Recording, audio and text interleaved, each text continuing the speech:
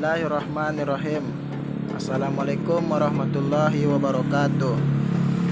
Perkenalkan, kami dari mahasiswa semester 2 Prodi Hukum Keluarga Fakultas Syariah UIN Imam Bonjol Padrang.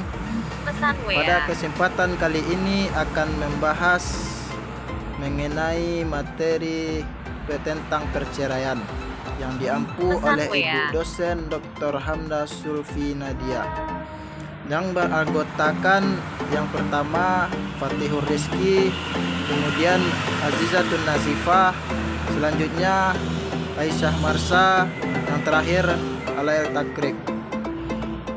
Baiklah, pada kesempatan kali ini kami membahas 3 subbab. Yang pertama, pengertian dan dasar hukum perceraian. Yang kedua, macam-macam perceraian. Yang ketiga, tujuan dan filosofi perceraian. Pengertian perceraian. Menurut KUH Perdata pasal 207, perceraian merupakan penghapusan perkawinan dengan putusan hakim atas tuntutan dari salah satu pihak dalam perkawinan itu berdasarkan alasan-alasan yang tersebut dalam undang-undang. Sedangkan menurut agama Islam, talak atau perceraian adalah memutuskan hubungan antara suami istri dari ikatan pernikahan yang sah menurut syariat agama. Dasar hukum perceraian.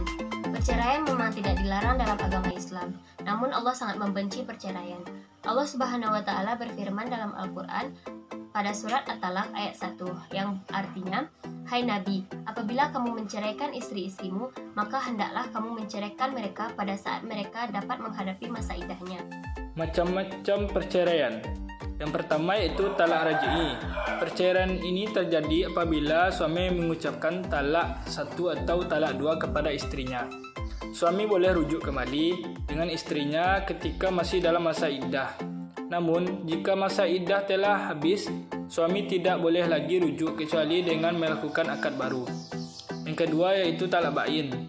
Perceraian ini terjadi apabila suami mengucapkan talak 3 kepada istri.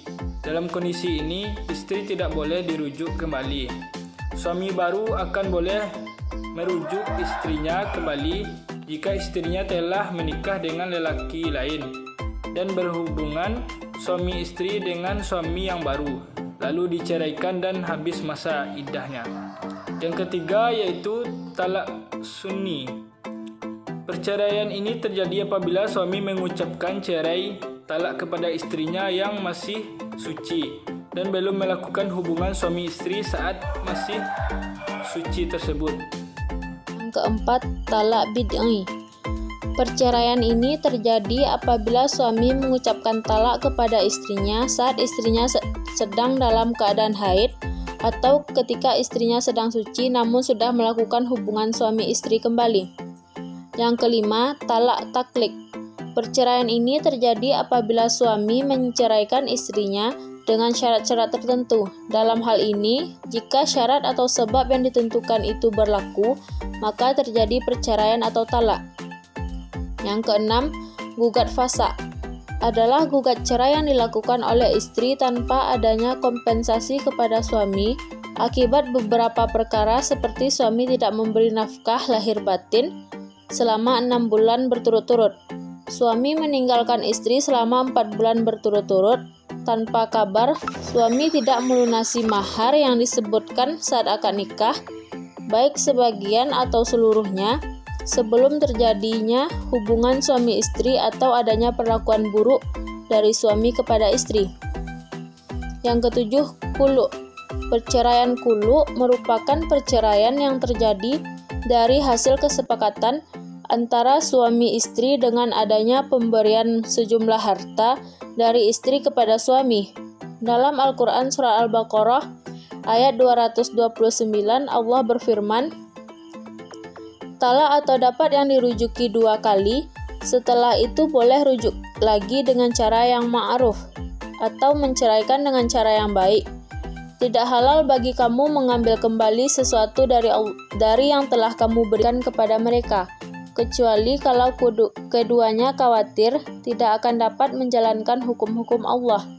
Jika kamu khawatir bahwa keduanya atau suami istri tidak dapat menjalankan hukum-hukum Allah, maka tidak ada dosa atas keduanya tentang bayaran yang diberikan oleh untuk menebus dirinya.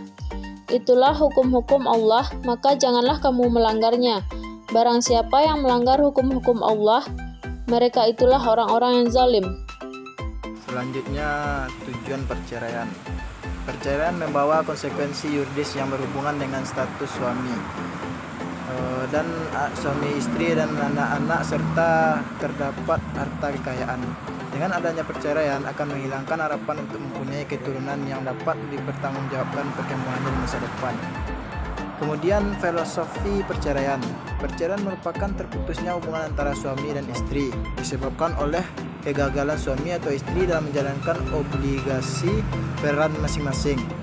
Yang kemudian perceraian dipahami sebagai akhir dari ketidakstabilan perkawinan antara suami istri yang kemudian hidup terpisah dan diakui secara sah berdasarkan hukum yang berlaku.